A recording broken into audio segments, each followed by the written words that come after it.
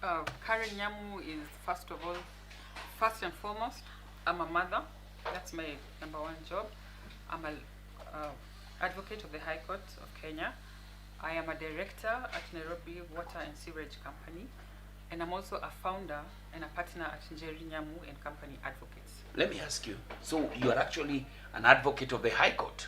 Yes, I am. Wow. And who was actually administered to the bar? To the bar, not to the bar you're used to. The other kind of bar. The other bar? Yeah. So you actually went to, where did you go to school, Karen? The University of Nairobi. The University of Nairobi. I'm an alumni of the University of Nairobi. Born and bred in Nairobi? Yes, Eastlands, Nairobi. When you say Eastlands, where? Demwamta. Demwamta. Demwamta. Nilikuona huko Kothubiro. Okay. Usichome. Sichomi, hiyo siku ulikuwa pale Kothubiro na wasee.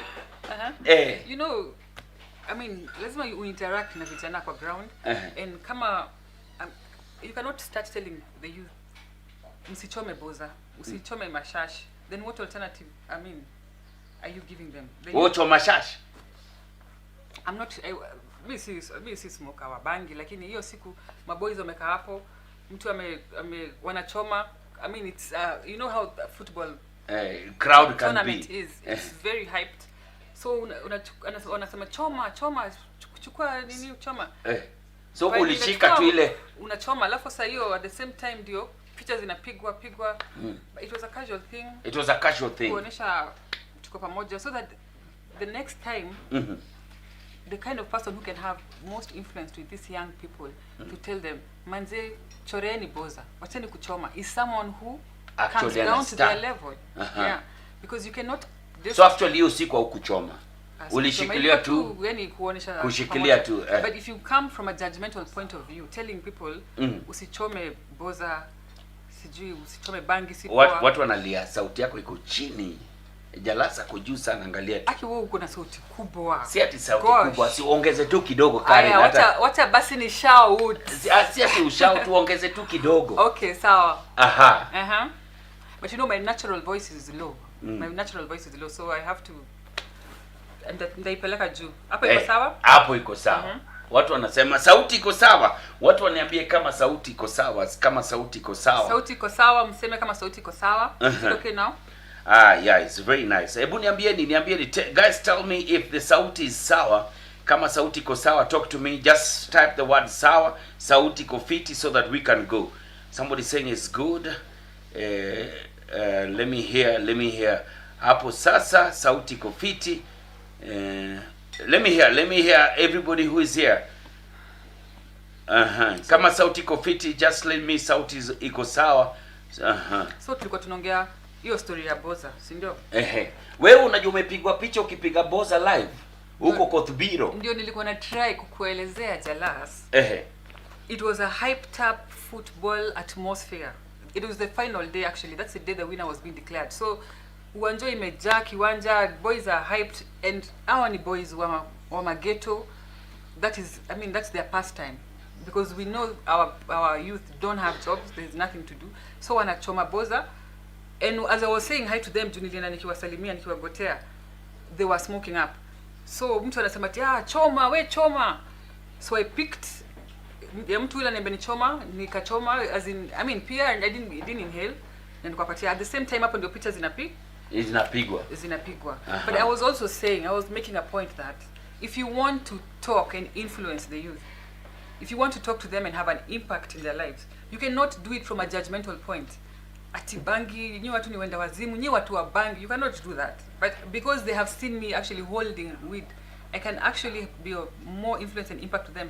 Nikwambia manze hii kitu haitawasaidia. Fikirieni maisha inaweza endaje, you know? Wow. So you never won the Nairobi women rep? Because you are running to be the Nairobi women rep. Yeah, I didn't win, but I believe I gave it your best shot. And next time round tunaenda nayo.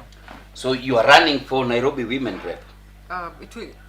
It will depend, because Jalango, you know, the BBI is proposing to abolish the women rep position and has introduced the senatorial position, and has also in Nairobi we are getting I think 12 more constituencies. 12 more constituencies. If the BBI goes through, that is.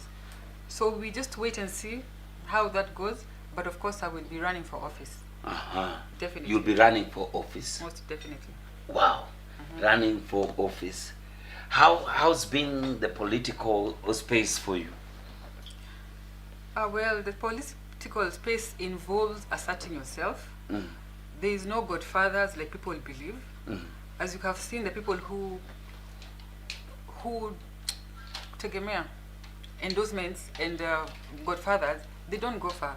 So you have to go to the ground yourself. You have to fight. You have to create a brand. I mean, you have to have that heart for the people, because you cannot want to lead people na uko na maringo ati wezi kula mutura sijui wapi, wezi cheza na boys ati kwa sababu anavuta bangi ati ami au hapana au ni machizi wa bangi, sitaki mambo yao. You cannot be like that. So it entails being a people's person from your heart, having a vision for leadership, and wanting to make a change in the society for real. Not the motivation should not be maybe power or whatever, because I'm telling you, it's not easy. So you know, Karen, you're a young person. You're a young person. What do you see, or what do you picture for the youth of Nairobi, for the youth of this country? What do you picture when you get that seat that you want to go for? The unfortunate thing right now for the youth of this country is high, crazy rates of unemployment, Jalas. If I give you my phone, if you go through my phone, like now during this thing that has been happening in my personal life with my family, my number got online in all this. Mambo mingi. Yeah. Someone gets your number online, you're a stranger, they say hi to you so nicely, and they ask you, can you please offer me a job? Because they've wanaona ni kama uko na hope kidogo unaweza wasaidia. And it's very desperate, and it's inaniumanga sana. It's so the first thing maybe you're planning to do is just get guys jobs and not stuff. Get guys jobs, because you can't just get guys jobs. It's the best when you create an environment where you bring down bureaucracy, you bring down the rate, I mean the high rate and the expensive rate of doing business in the country. Then we bring in investors, then we have our youth investing in the country and in businesses, and those people end up employing other people, and those people end up paying taxes. I mean, we just need to bring down the cost of doing business in this country. Jobs will create themselves in that way. What is the Nairobi that you want? The Nairobi that I want is a Nairobi that hosts big industries, that hosts, I mean, like what our president, His Excellency Uhuru Kenyatta, had envisioned in the Big Four, the housing. Among the Big Four, there was a housing industrialization, affordable food security, affordable housing. The most people in Nairobi live in slums. The population in Mukuru, in Mathare, in Kibera, in Kayole, uko Masoweto, uko chini, is the highest in Nairobi, truth be told. And that's why, as politicians, that is where we go when we need votes. And these people we have been used in the past. But my vision for Nairobi is upgrading livelihoods, including giving such people affordable lifestyle. Wow. I mean, affordable housing. Because sijui kama ushaingia ghetto, unaona watu What do you mean sijui kama ushaingia ghetto? Mimi ni boy wa ghetto. Wewe ni boy wa ghetto. Labda siku hizi ndio kidogo nimetoa. Ngumi ni jamu ama mbwekse? Mbwekse, ngumi ni jamu, mbwekse it says ni a crime. So ngumi ni jamu. Wacha ngumi kwa jamu. Okay, sawa. Yeah, so kama umeshaenda kwa ghetto kukinyesha, hizo maji huingia kwa nyumba yote. Okay, yeah. Najua. Na ni asiwa. So I mean, kulikuwa na vision poa hapa kwa Big Four. I think we will further it. There's still time, we can still achieve it. Karen, you're not new to controversy. When you were running, people had everything that they were saying. What were they saying? That there was this godfather who was supporting you. Ooh. There was this godfather who you were dating. This top guy, nini, and all guy? this thing. You understand? No. So I didn't have a godfather because, no, I didn't have a godfather. And your dreams do not depend on a godfather. I mean, if you have a dream to do something, go for it. Your story, godfather Jalas, si ukweli, I didn't have a godfather. How did you manage to fund your campaign? You funded your campaign in the biggest way possible. It was the Jubilee nomination, and you had billboards everywhere. You know, some of you people do not actually know who Karen is. Karen actually was in the nomination field to be the Nairobi women rep under the Jubilee ticket until she lost the ticket and she had to back up. But everywhere her billboards were, she was attending every single interview and all. How did you get to finance all this? Through my savings, and I got a lot of support. I got a lot of support from clients because I was still running a law firm.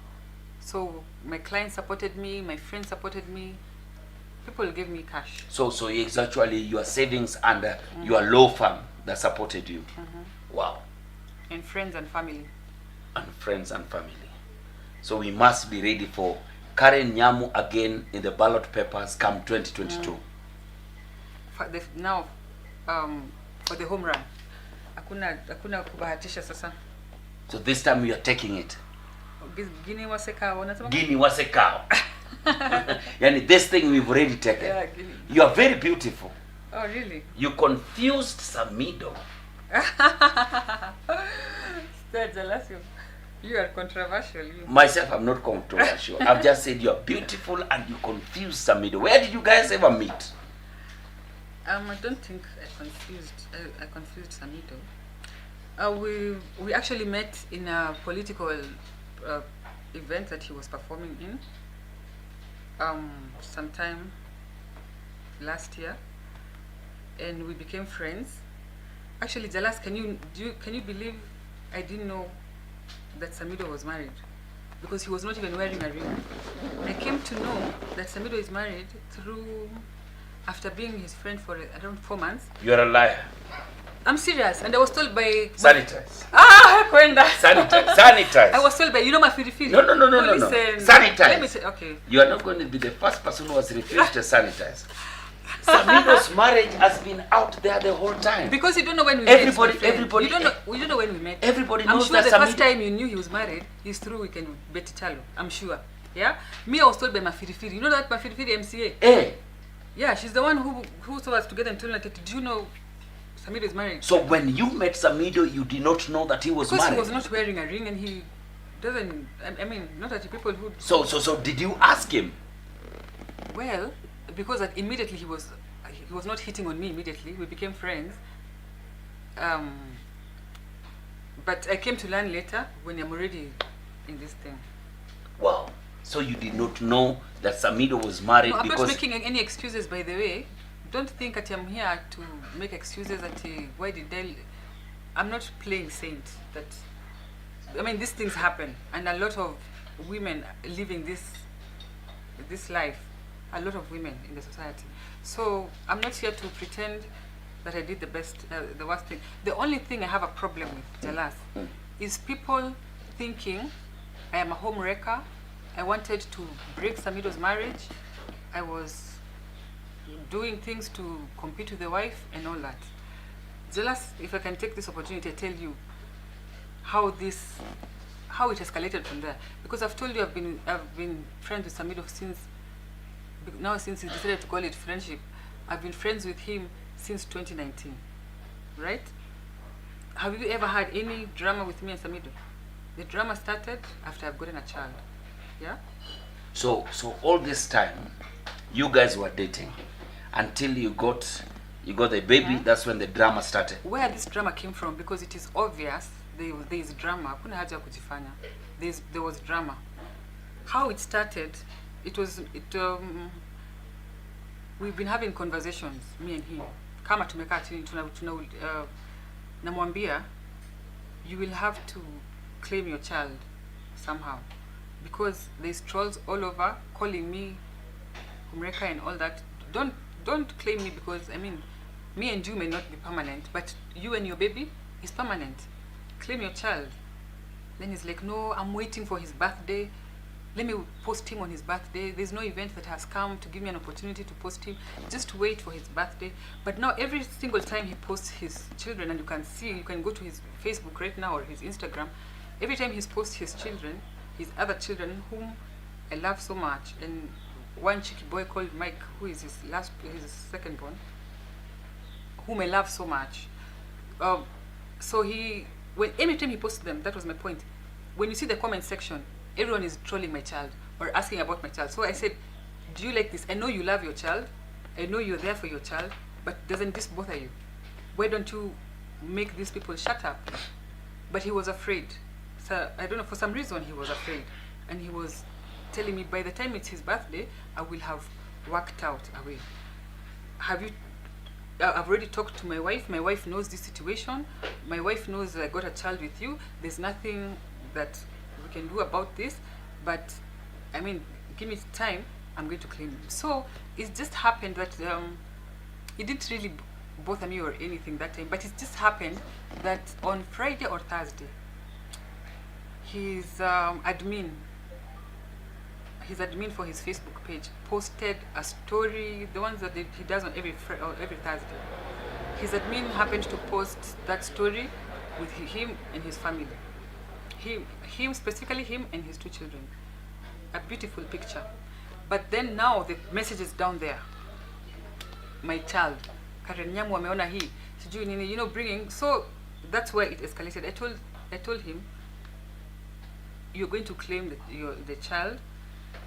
It's a good idea, because you're going to shut up these people. As a mom, I don't like these comments. Then he said, we can do it for the birthday or an event, just something. Can I ask you something? Listen, because I'm going. Before I lose the trail of thought. Sawa. You started posting him. That's where I'm going. So on this Saturday, we had, first of all on Friday, akitoka job, tulichat kutoka, we were fighting on WhatsApp. From around, alitoka job, I think to saa 4. So we were fighting on WhatsApp. The fight is about those comments and you claiming your child. So we are fighting and fighting until around 2 a.m. Texting and chatting, and he's adamant on the birthday because he's afraid. I don't know what he's afraid about, because I told him, this is an open secret. Everybody knows my child is yours. It is an open secret. There's nothing to hide. You got everybody to know about it. So on Saturday morning, because I fell asleep when we were chatting, when we were fighting, I fell asleep. On Saturday morning, I wake up and find he had continued chatting. Yeah? So I saw those messages, and I don't know, sijui kama niliamka na mood mbaya, nikaongea vibaya na nikamwambia, my child will get his identity. Just watch it. My child will get his identity. Na hasira, na nikaingia kwa Facebook, kwa Instagram, na nikapost your video. Unaona, kwa hasira. Kwa sababu, what are you telling me at his birthday? So me, I'm supposed to niendiwe mtoto wangu akitusiwe mpaka November. And I told him, Sam, this is a very emotive issue for me as a mom. I told him, this is very emotive for me as a mom. I don't like these comments. You love your child. Unaficha nini? What are you afraid of? You've told me your wife knows about this. You've told me you sat her down. But yesterday, I think I realized it's not true. He had not sat the wife down. Even when he's at home, he tells me that his wife knows. Where do you think she thinks I am? Of course she knows I am here. You see? And if you saw a post that I wrote on Saturday or Sunday morning, I asked people on my Insta stories, do you think Samidoh is so reckless that he has not sat his wife down? Or do you think that she's so evil that she has anything against a child? But I don't want to put blame on anyone. I just want to make it clear that this video, posting the video, was not about fighting with Samidoh's wife. Because if it was fighting with Samidoh's wife, those fights would have started in 2019 when I was told he's married. I have not learned that Samidoh has a wife now. So that he said he does not understand the timing and the intentions of me posting videos. He knows we were fighting. Because in that fight, he also went to Insta stories and called me Muhiki wa Mikosi or something like that. It was an exchange. when I saw that, that's when I posted the one in the Insta stories. Because, I mean, there was anger here. We are not communicating. Atukubaliani. Did he ever know that you are taking these videos? Of course, you can see. You can see his thing. And even the one on my Instagram, it is cut short. That video is longer. It is much longer than that. So, of course, he saw that I'm recording. He knows. He has so many pictures of himself in his phone. Wow. So, the point here is, I was not posting videos for Samidoh's wife, who I was told already knows about this situation. I was posting to claim the identity of my son. And that is something I do not regret. Because what I wanted to achieve, which is my son being claimed, did it happen yesterday or not? It happened, yeah? He claimed his son finally. If I had not posted those videos, he would not have claimed his son. So, now we are good. Wow. But you see, you have your first daughter. And you've never gone wild like this about the baby daddy and Jalas, everything. Jalas, do you know my baby daddy? No? Unamjua kwenda. Umjui? Okay, it's my friend. Okay, yeah. Let me just accept. Go to his Instagram right now. My daughter is in every now and then, because every week they see each other, every week they go out, every week he comes, sometimes he cooks for her. I mean, we don't have an issue there of claiming and everything. We are family. He's even come for, when we had my daughter's birthday, which Samidoh also attended, they interacted. The two of them. They met? Yeah, they met at my daughter's birthday. And so, there's nothing about why are you not, because, and Samidoh happened to be my current lover. My first baby is my ex-boyfriend, who is a great friend of mine. A very good friend. And a very, tell him true, if you know him. So namjua. He's a nice guy, right? I think he's an amazing guy. Wow. This throws me to this question. Oh, why have you just gone this wild? Are you using this just for clout? And also, there were better ways to handle this situation. Better ways should have been handled by Samidoh. Why do you let me to go wild? And you know, as a mother, I'm emotional about my child. So, it's your emotions that sent you to do all this?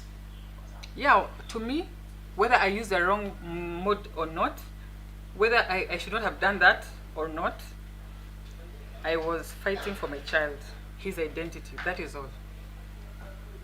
Wow. Have you ever met Samidoh's wife? I have not met her.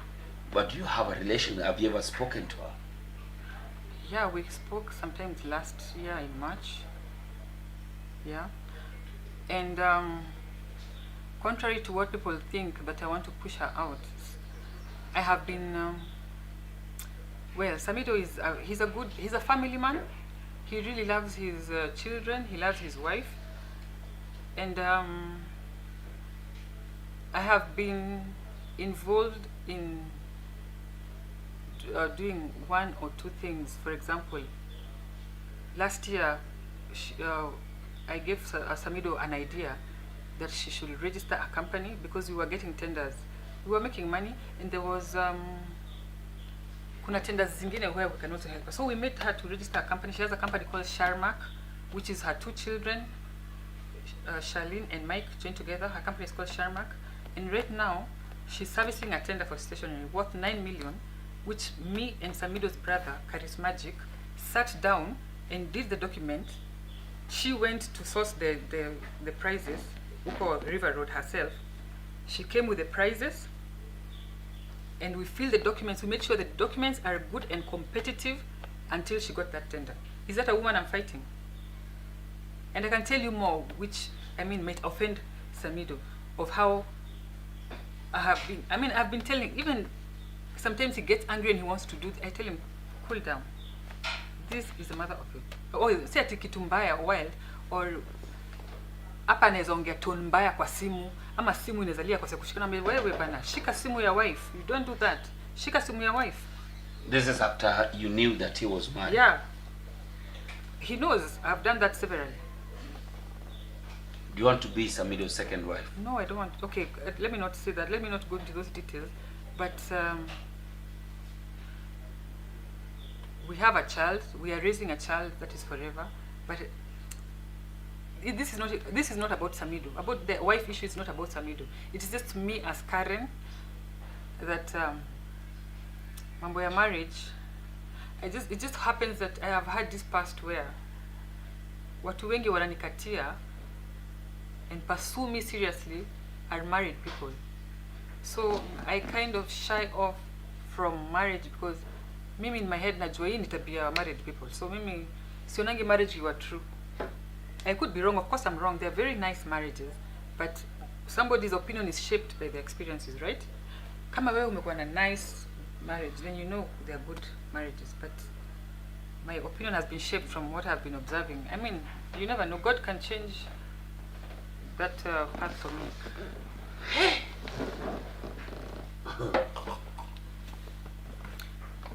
Something else. Anyway, let me not talk too much. 12,000 people watching this beautiful afternoon. Million is a family. People love you, and people hate you in equal measures. Wow. Wow. Wow. Guys, this is Jalango TV. This is Bonga na Jalas, and I'm with Karen here. She's just explaining a few things that most of you people wanted to know.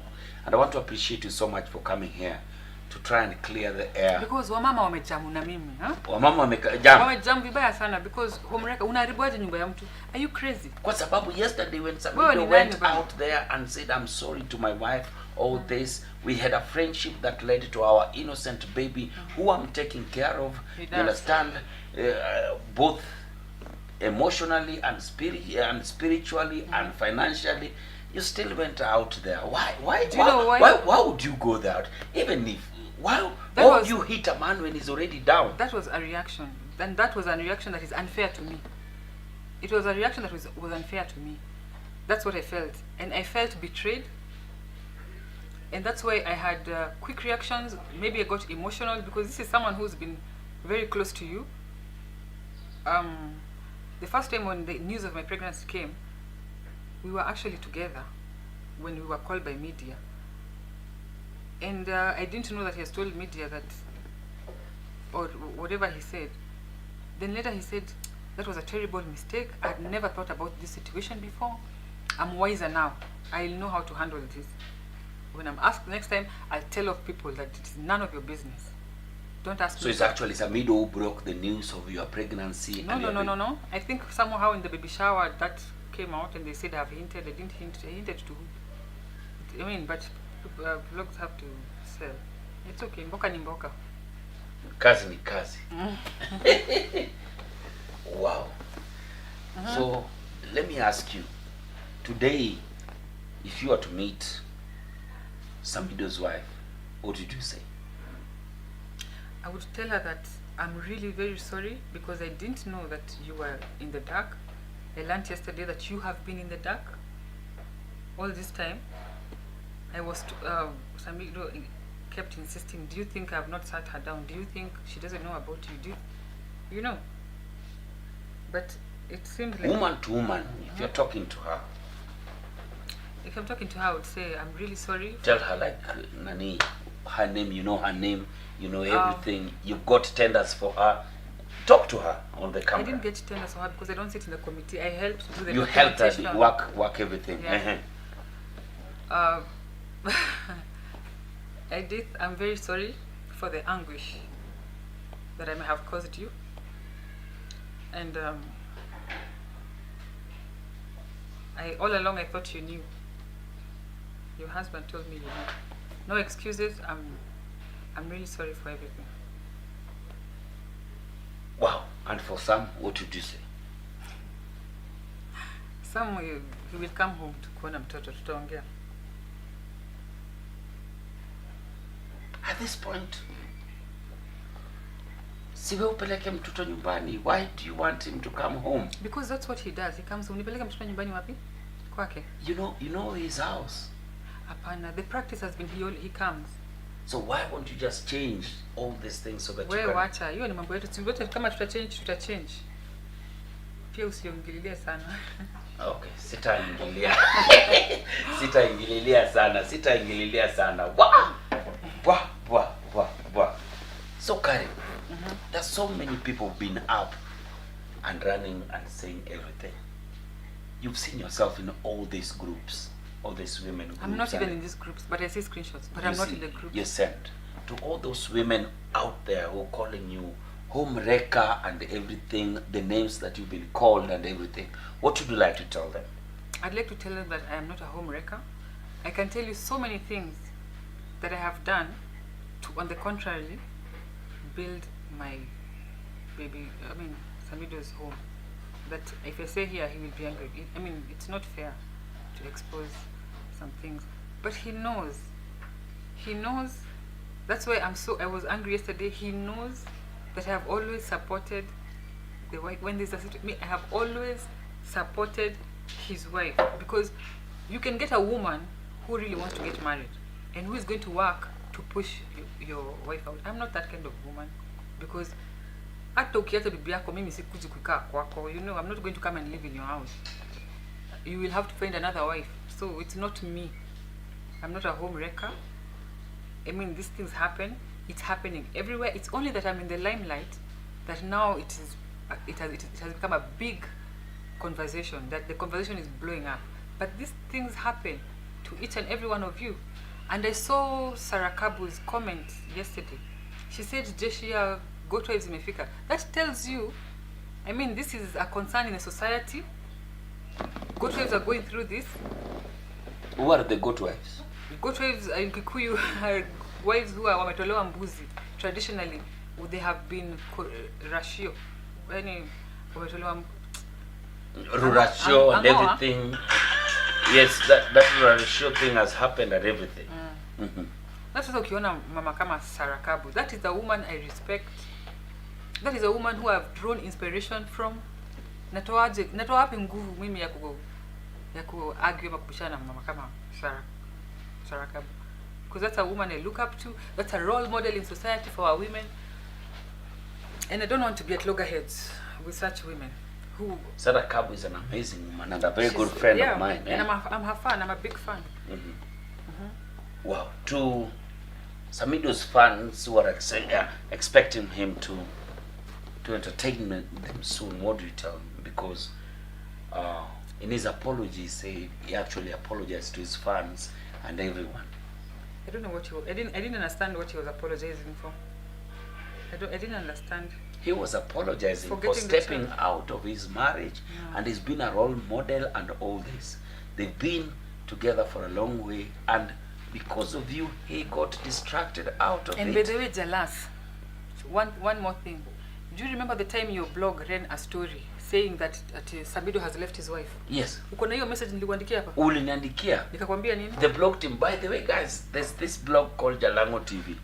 It is not mine, people. Serious? It is not mine. Jalango TV is a blog running. Walisema Samidoh ameacha bibi yake. Hebu hiyo message soma nilikuandikia nikakwambia nini? Uliniambia hajawacha bibi yake. Ako nyumbani. And it is not fair. And you told me to call those people and delete it. Was it deleted? It was deleted. The following morning I woke up, it was not there.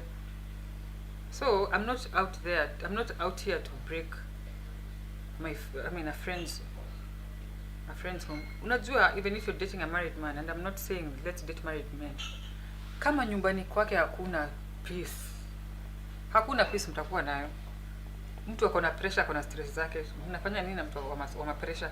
Wacha nyumbani kwake kukue sawa. Wacha bibi akue sawa. And I even told Samidoh, I really respect your wife kwa sababu hananga drama. Mimi ningekuwa wife yako, ningekuwa nimesha find out huyu Karen kwanza anaishi wapi. Ningekuwa nimefanya vitu. But she doesn't do those things. She's just calm. And he told me, do you know why? Because she's taken care of. Everything she has, she needs, she gets. She's not neglected. That's why you will never see her with that kind of drama. You're taking advantage because you have money. You are a rich woman. You're just taking advantage. You have money, so you want to manipulate a young man like Samidoh, who is in the epitome of his career, and you want to bring this big boy down. Why are you doing this, Karen? You're my friend. Why are you doing this? Do you know you cannot bring someone down? Do you know that? Hata nilikuwa naona comments watu wanasema ati tutakuja Mugithi. You cannot bring somebody down. Because me, I believe Samidoh and all of us, we are lifted by God. Yeah? That's what I believe. And he was telling me also yesterday, he told my colleagues, because when we were in Mombasa, he was calling my colleagues, that he has lost some contract or whatever. I don't want to get so much into that because of these issues. But I don't believe that human beings should shape your destiny. I mean, usipoenda Mugithi ya Samidoh, wewe ndio una hata ngoma poa. Because I mean, truth be told, hizo shows inakuanga moto. It's fun. Your Samidoh's fun, eh? I'm his fan. Do you love him?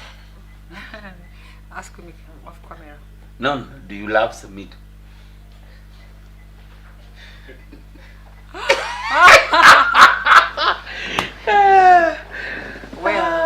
Well, next question. Hey, Yesu we, Yesu wangu we. Why are you asking for your phone? Karen, stop asking for your phone, please. Kumuuliza nijibu aje hiyo nini? Unataka kupiga, wewe acha kupigia. No, I'm not calling. I'm just checking something. I can't call. You know, Samidoh is a very good friend of mine.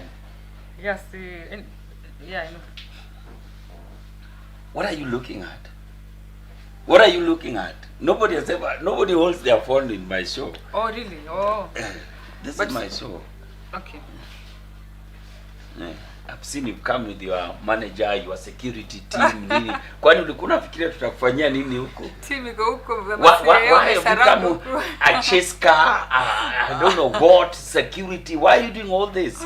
Karen, Jalas, you come to my interview to intimidate me. No, it's you come with all these people to intimidate me. Why would you do this? No, it's because we were coming from, they picked me from the airport, and we were going to a quick shughuli before we got here. That's why they're with me. Na kuna mahali tunaenda. Mnaenda mamkutano zingine. Wow. So I don't want to keep you here, by the way.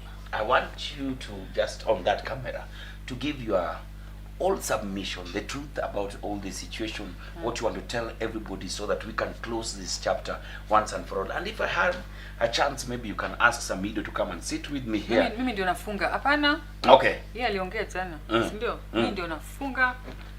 Hii shenanigans. You have the camera. Go ahead, ma'am. Mimi ndio nafunga.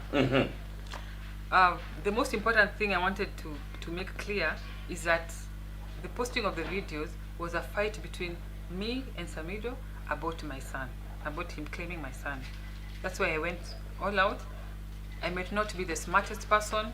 Naweza kwa mimi si mjanja, nilifanya kiujinga. Labda ningengoja kwa sababu watu wengine wakasema ati singengoja hiyo birthday. But those messages were getting to me. Those comments, they were really getting to me. Because najua vile mambo kwa ground iko. Mambo kwa ground, we both love the child and we are both taking care of the child. So that was an emotive issue for me. And yesterday, if there's anything to celebrate about yesterday, it happened. And I'm giving God the glory. I don't have any issue with women. I don't have any issue with Edith. She's a beautiful, calm, roho safi woman. And I wish her well in her marriage. I will be the last person to wreck a marriage, hers or any other. Because I don't support a man living. And this is something I've also told somebody. You can't leave a woman for another woman. We are all the same. How we react to things, if she nags, I also nag. I mean, no, even if I'm older than her, if she will nag for something, I might also nag. I mean, we are all the same. That's what I believe. All these women, we are the same. So leaving a woman, another woman for another woman, hiyo inakuanga, in my opinion, it's not very the smartest thing to do. So drama imeisha. I really wanted to bring that out. That is the only thing I wanted to bring out, that I was not fighting with Samidoh's wife. And by the way, niliona screenshot. Kuna comment mtu alikuwa amesema ati your man don't think he'll drop you, sijui nini, you should thank him, he got a better woman. Jalas niliona hiyo comment. Aki ya Mungu nikasema huyu mtu ameandika in my tone exactly. And I even told Samidoh, this person has written in my tone exactly. How? Because I mean, mimi wote nikwambie, if I was to write a comment in a pseudo, first of all, mimi sitaandika in my tone. Hata nitashrub. Ndio ni could disguise. But it looks like that comment was done intentionally, ikae kama mimi. Alafu, sijui kama ni coincidence, that is Out of around 300 comments or whatever, that is the only comment she responded to. So I don't, me, hiyo kitu ni puzzle kwangu. I have never sent her anything on pseudos. My friend, chukua hii simu yangu uone niko na accounts ngapi kwa Instagram. I don't have pseudos. I only have one account that it belongs to my house girl, which I used to shop online because I don't want people knowing that we're delivering these things to Karen's house. So my Instagram has 2 accounts, mine and my house girls, which I used to shop on Instagram pages. So you've never abused her, you've never done anything? No. I have not. And I even said, because sayo tuko tuna fight na nilikuanga na hasira.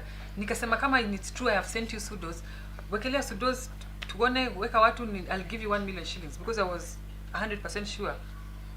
Hakuna kitu kama hiyo.